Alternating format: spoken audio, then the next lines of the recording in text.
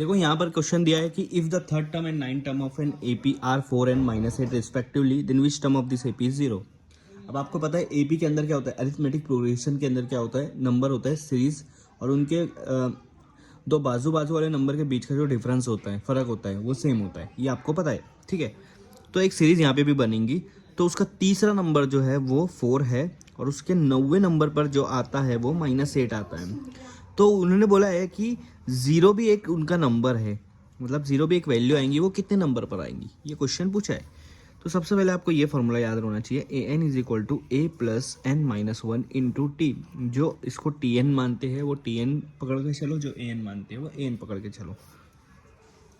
अब A N पहले क्या बोला है कि थर्ड टर्म मतलब T3 कितना है, 4 है। T3 मतलब इसके लिए थर्ड टर्म के लिए N3 हो जाएगा, ठीक है। तो ये दोनों चीज़ T3 या फिर A3 भी बोल सकते हो आप, ये दोनों चीज़ जो है ना ऊपर वाली फॉर्मूले में पुट करो। तो ऊपर वाले फॉर्मूले में n की जगह 3 रख दूंगा, a प्लस 3 माइनस 1 डी, तो हो जाएगा A3 कितना है, 4 है, ऐसा क्वेश्चन में दिया है। a प्लस 3 में से 1 गया, कितना हो रहा, 2d, ठीक है। ये आपका फर्स्ट इक्वेशन आ गई कि a प्लस 2d किसके बराबर है, 4 के बराबर है।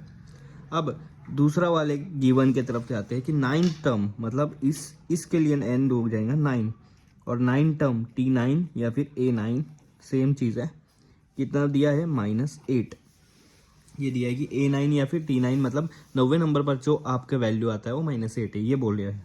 तो फॉर्मूला पुट करो, अब n की जगह 9 आ जाएगा, A9 is equal to a plus 9 minus 1 D. अब A9 आपका है -8, a प्लस 9 माइनस 1 कितना होता है, 8d। अब देखो यहाँ पर जादू है, यहाँ पर मैजिक है, यहाँ पर चेंज होगा।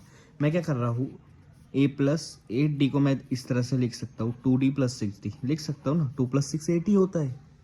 क्यों ऐसा लिखा, क्योंकि मेरा पहला वाला इक्वेशन देखो, वहाँ पर a प्लस 2d है और उसका वैल्यू 4 है।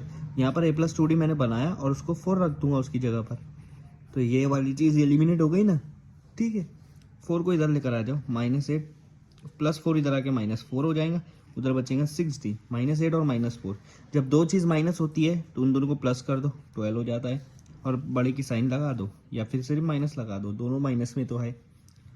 अब क्या करना है, डी निकालना है, तो 6 से दोनों तरफ डिवाइड करो तो आपको डी निकल जाएगा, 6 1 6 2, तो डी की वैल्यू आ गई आपको -2। डी की वैल्यू क्या आ गई, -2। तो देखो यहाँ पर डी हमारा निकल गया। अब हमको निकालना है ए के लिए पहली इक्वेशन लगी, पहली इक्वेशन है a plus 2d is equal to 4, ये वाली, ठीक है। वहाँ पे डी की वैल्यू डालो, डी की वैल्यू क्या है, -2, ठीक है।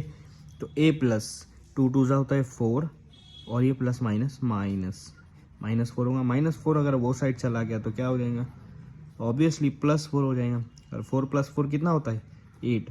तो आपको a भी मिल गया और d भी मिल गया, मतलब पहला टर्म 8 था उसका, और हर दो नंबर बाजू वाले नंबर के बीच का डिफरेंस है -2। इसका मतलब है कि पहला नंबर अगर 8 होगा तो दूसरा नंबर होगा 6, क्योंकि -2 डिफरेंस है।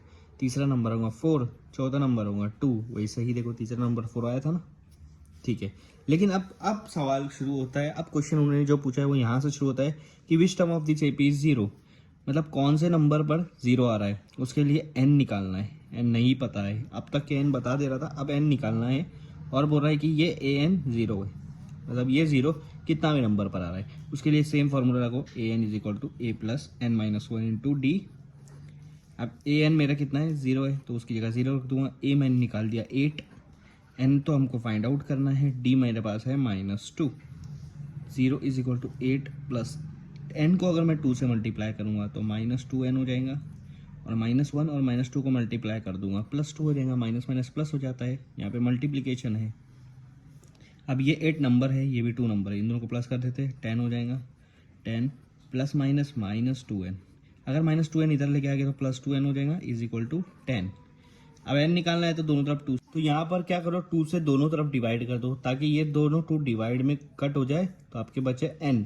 अब ये 2 1 2 5 तो n की वैल्यू क्या आ रही, 5, मतलब 5वें नंबर पर जो वैल्यू आ रही है वो वैल्यू है 0, तो हमारा निकल गया n इज इक्वल टू 5, यही हमारा आंसर है।